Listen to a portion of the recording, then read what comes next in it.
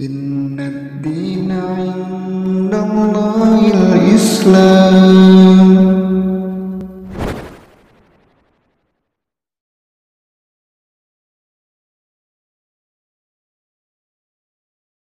Bismillahirrahmanirrahim. Alhamdulillah. Assalatu wassalamu ala rasulillah wa ala alihi wa sahbihi ajma'in. Saudaraku seiman, ketika Dajjal muncul, jumlah kaum muslimin amatlah banyak dan semakin bertambah kuat.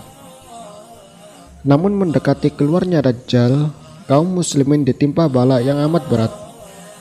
Hujan tidak kunjung turun, tanaman pun tidak tumbuh, sebagaimana disebutkan dalam hadis yang berbunyi, sesungguhnya 3 tahun sebelum munculnya Dajjal adalah waktu yang sangat sulit, di mana manusia akan ditimpa oleh kelaparan yang sangat. Allah akan memerintahkan kepada langit pada tahun pertama untuk menahan sepertiga dari hujannya, dan memerintahkan kepada bumi untuk menahan sepertiga dari tanaman-tanamannya. Pada tahun kedua, Allah akan memerintahkan kepada langit untuk menahan 2/3 dari hujannya, dan memerintahkan kepada bumi untuk menahan 2/3 dari tumbuhan-tumbuhannya. Kemudian di tahun ketiga, Allah memerintahkan kepada langit untuk menahan semua air hujannya, maka ia tidak meneteskan setetes pun, dan Allah memerintahkan kepada bumi untuk menahan semua tanaman-tanamannya. Maka setelah itu tidak dijumpai satu tanaman hijau yang tumbuh, dan semua binatang yang berkuku akan mati, kecuali yang tidak dikehendaki oleh Allah Subhanahu wa Ta'ala. Kemudian para sahabat bertanya, lalu dengan apakah manusia akan hidup pada saat itu, wahai Rasulullah? Lalu Rasulullah Shallallahu Alaihi Wasallam menjawab, tahlil, takbir, dan tahmid akan sama artinya bagi mereka dengan makanan.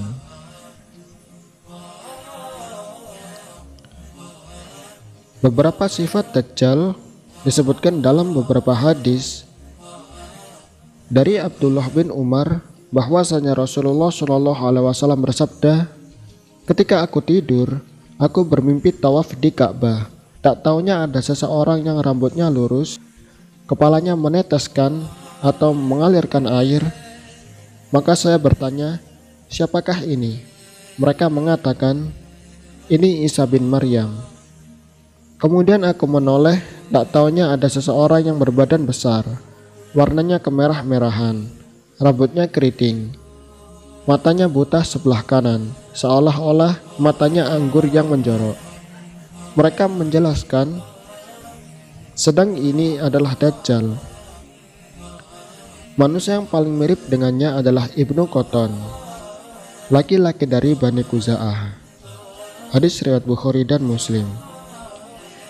Dari Ubadah bin As-Samit, Nabi Shallallahu Alaihi Wasallam bersabda, sungguh aku telah menceritakan perihal Dajjal kepada kalian, hingga aku khawatir kalian tidak lagi mampu memahaminya. Sesungguhnya Al-Masih Dajjal adalah seorang laki-laki yang pendek, berkaki bengkok, berambut keriting, buta sebelah dan matanya tidak terlalu menonjol, dan tidak pula terlalu tenggelam. Jika kalian merasa bingung, maka ketahuilah bahwa Rabb kalian tidak bermata juling. Hadis riwayat Abu Dawud. Dari Ibnu Abbas, dari Nabi Shallallahu Alaihi Wasallam, bahwa beliau bersabda tentang Dajjal. Dajjal itu buta sebelah, putih dan berkilau, seolah kepalanya adalah kepala ular, dan dia adalah orang yang paling mirip dengan Abdul Uzza bin Qatan. Jika dia itu celaka dan sesat, maka ketahuilah bahwa Tuhan kalian tidaklah buta sebelah. Hadis riwayat Ahmad. Di antara dua mata Dajjal tertulis kafir, sebagaimana disebutkan dalam hadis. Di antara kedua matanya tertulis kafir, yang bisa dibaca oleh orang yang membenci perbuatannya, atau bisa dibaca oleh setiap orang mukmin. Hadis riwayat Muslim.